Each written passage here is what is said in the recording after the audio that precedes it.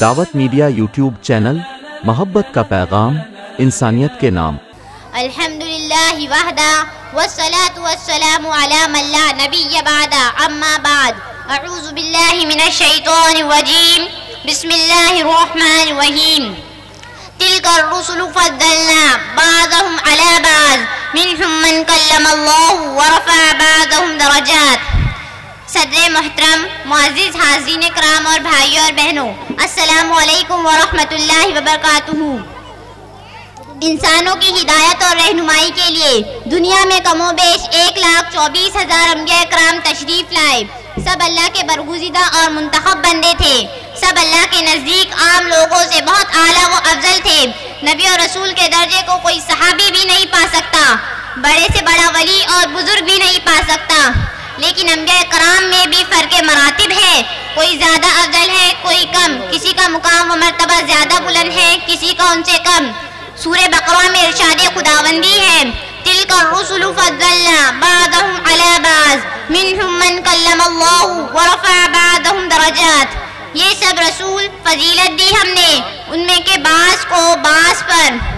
کوئی تو وہ ہے جس سے اللہ نے کلام کیا اور بعضوں کے درجے بلند کیے۔ اس آیت کریمہ سے صاف پتہ چلتا ہے کہ نبی اور رسولوں کے درمیان درجات کا فرق ہے، کسی کو کسی پر زیادہ فضیلت حاصل ہے، کسی کو کم۔ لیکن ہمارے لیے سارے انبیاء کرام اور سارے رسول برابر کے لائق صد احترام اور لائق صد توقیر ہے۔ کسی کی شان میں ادنا گستاخی کا شائبہ بھی ایمان کے لیے زہر قاتل ہے۔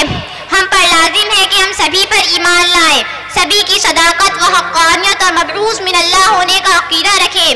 تمام رسولوں اور نبیوں پر ایمان لانے کے بارے میں ہمارا معاملہ اس آیت کے مصادق ہونا چاہیے کہ لا نفرق بین احد من رسلہ، ہم کسی نبی اور رسول کے درمیان فرق نہیں کرتے۔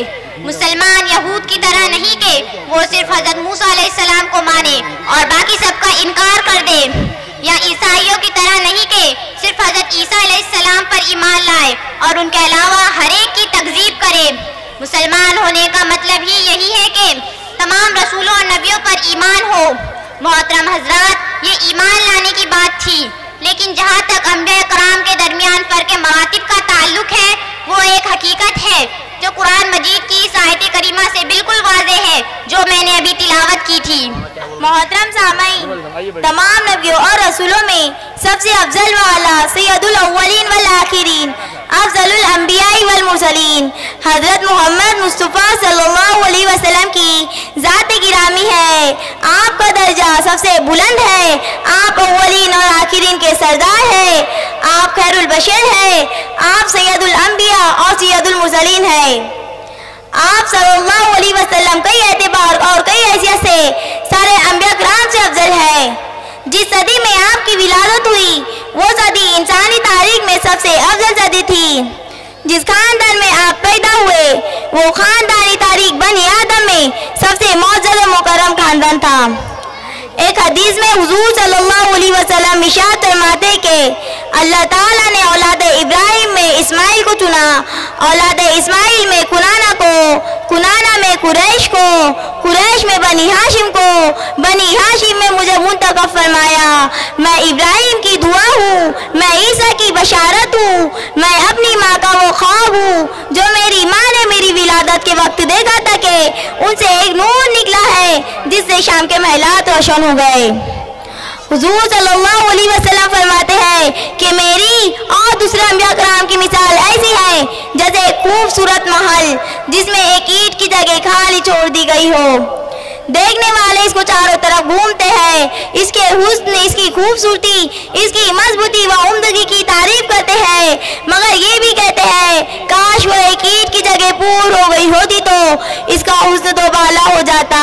پس سن لو کہ وہ اینٹ میں ہی ہوں۔ انا سددت موضع لبنتی ختم بالبنیان و ختم بالرسول، میں نے وہ جگہ پور کر دی، میں نے عمارت نبوت مکمل کر دی، مجھ پر رسولوں کا سلسلہ ختم ہو گیا۔